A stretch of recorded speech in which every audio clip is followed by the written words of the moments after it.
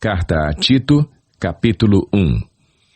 Paulo, servo de Deus e apóstolo de Jesus Cristo, para levar os eleitos de Deus à fé e ao conhecimento da verdade que conduz à piedade, fé e conhecimento que se fundamentam na esperança da vida eterna, a qual o Deus que não mente prometeu antes dos tempos eternos.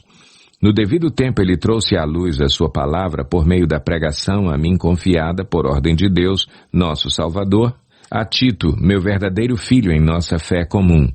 Graça e paz da parte de Deus Pai e de Cristo Jesus, nosso Salvador. A razão de tê-lo deixado em Creta foi para que você pusesse em ordem o que ainda faltava e constituísse presbíteros em cada cidade, como eu o instruí. É preciso que o presbítero seja irrepreensível, marido de uma só mulher e tenha filhos crentes que não sejam acusados de libertinagem ou de insubmissão.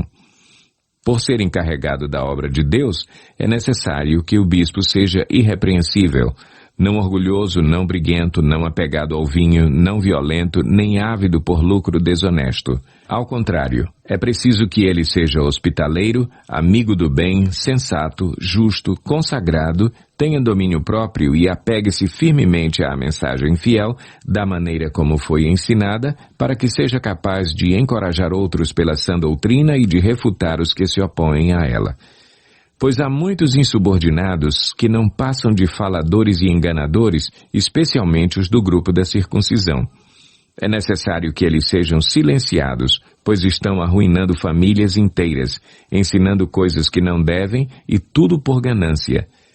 Um dos seus próprios profetas chegou a dizer: cretenses sempre mentirosos, feras malignas, glutões preguiçosos. Tal testemunho é verdadeiro.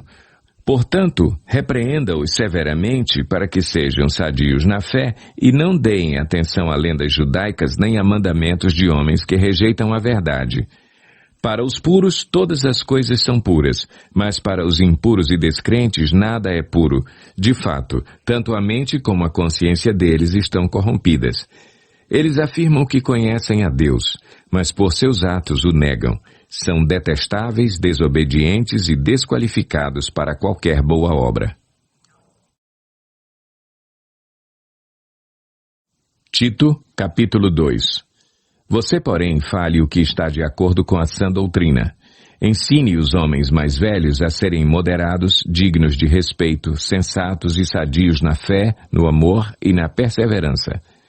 Semelhantemente, ensine as mulheres mais velhas a serem reverentes na sua maneira de viver, a não serem caluniadoras nem escravizadas a muito vinho, mas a serem capazes de ensinar o que é bom. Assim, poderão orientar as mulheres mais jovens a amarem seus maridos e seus filhos, a serem prudentes e puras, a estarem ocupadas em casa e a serem bondosas e sujeitas a seus maridos, a fim de que a palavra de Deus não seja difamada. Da mesma maneira, encoraje os jovens a serem prudentes. Em tudo, seja você mesmo um exemplo para eles, fazendo boas obras. Em seu ensino, mostre integridade e seriedade. Use linguagem sadia, contra a qual nada se possa dizer, para que aqueles que se opõem a você fiquem envergonhados por não poderem falar mal de nós. Ensine os escravos a se submeterem em tudo a seus senhores, a procurarem agradá-los, a não serem respondões e a não roubá-los, mas a mostrarem que são inteiramente dignos de confiança, para que assim tornem atraente em tudo o ensino de Deus, nosso Salvador. Porque a graça de Deus se manifestou salvadora a todos os homens. Ela nos ensina a renunciar à impiedade e às paixões mundanas e a viver de maneira sensata, justa e piedosa nesta era presente, enquanto aguardamos a bendita esperança, a gloriosa manifestação de nosso grande Deus e Salvador Jesus Cristo. Ele se entregou por nós a fim de nos remir de toda a maldade e purificar para si mesmo um povo particularmente seu, dedicado à prática de boas obras. É isso que você deve ensinar, exortando-os e repreendendo-os com toda a autoridade. Ninguém o despreze. Tito, capítulo 3.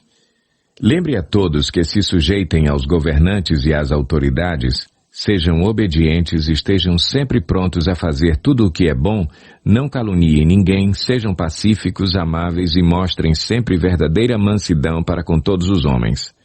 Houve tempo em que nós também éramos insensatos e desobedientes, vivíamos enganados e escravizados por toda espécie de paixões e prazeres. Vivíamos na maldade e na inveja, sendo detestáveis e odiando uns aos outros.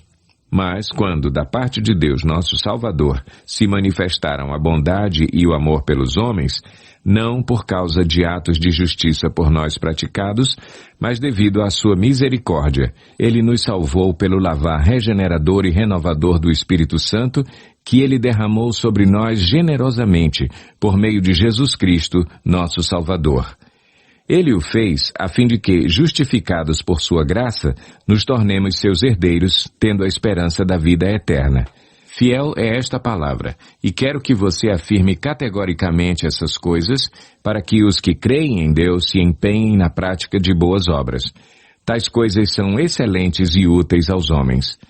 Evite, porém, controvérsias tolas, genealogias, discussões e contendas a respeito da lei, porque essas coisas são inúteis e sem valor.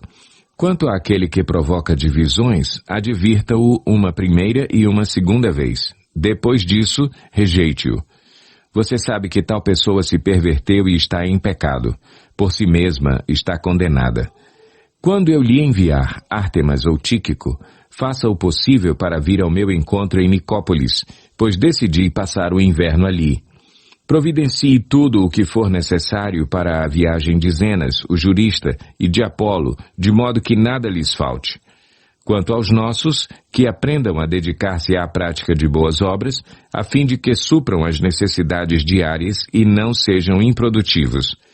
Todos os que estão comigo enviam-lhe saudações. Saudações àqueles que nos amam na fé. A graça seja com todos vocês.